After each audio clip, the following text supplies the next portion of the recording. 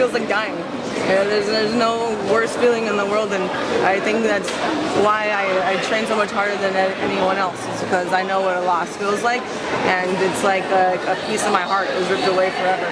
And that's why it matters so much more to me that I have to win. I would rather die than win. I remember fighting this Carmouche and think that my neck was going to break or I was going to get out, because it really is a matter of life and death to me, because it rips a piece of my soul away if I lose. And I started doing MMA because I was kind of tired of doing judo. You know, I've been doing it for the last 13 years, and I thought it was just time for a change. And no, I mean, it's not like Olympics pressure. It's not like I've been preparing for 4 years for this one day. You know, I feel like MMA matches are easier, and then I get to take them one at a time. I was a bartender for a year before I started doing MMA, and one thing I learned from that is just kind of having the same conversations over and over, but maintaining the same level of enthusiasm and trying to make them a little different every time. So, and you know, you're trying to sell yourself to that person.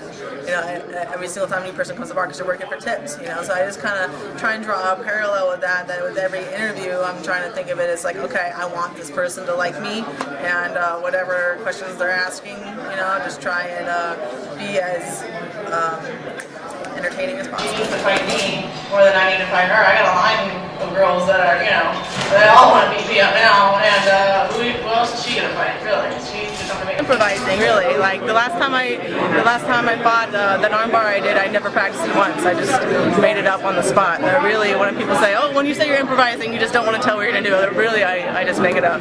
I think that, you know, the Olympics is extremely difficult, and Olympic judo is even more difficult. You weigh in that morning and you could have up to, you know, 6 fights, and whereas I would fight and then run around to the back and go and fight again and again and again, and I would fight pretty much 6 matches in a row without any rest. And so I know that my conditioning is not a factor, and I'm happy that my fights have been, you know, ending quickly, and I know that getting the ring experience, because I've actually been inside the cage for less than 1 round.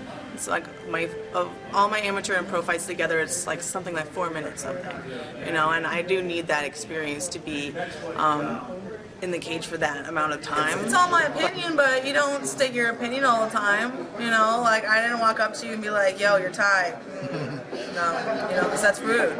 But I mean, if I would trying to start a fight with you, I'd be like, yo, your tie sucks. Because that's what you want to say to start a fight. But I mean, I did say things that I wouldn't normally say to other people because I was trying to hype a fight. That doesn't mean, you know, I don't think it's true. I really think my striking is going great, and I'm happy with how it's going, but I'm always going to revert to what comes naturally. People don't realize how strong I actually am. Ask the girls that I fought. They weren't expecting, just because I don't look like it doesn't mean I don't have it. And that's what one thing that I really learned from judo is I am maximum efficiency and minimum effort. You know, she has a kid at home, and she has to go home to that kid. And I can afford to be selfish where she can't. I'm willing to die in there, and she can't. I think that these girls are some of the best athletes in the world, and they're extremely good at what they do. It's just that I work harder than anybody else, and I was lucky enough to kind of have a jump on it as well. And the style of judo that I had growing up, it was to win if it was a fight, not to win on points. There were so many factors that I was lucky to have. I was already ready for this when it started. I was like, you know what, you could have every advantage in the world over me. You could have better funding, you could have a better program, you could be on all the drugs in the world you want, but I'm going to be good enough to beat you in spite of it.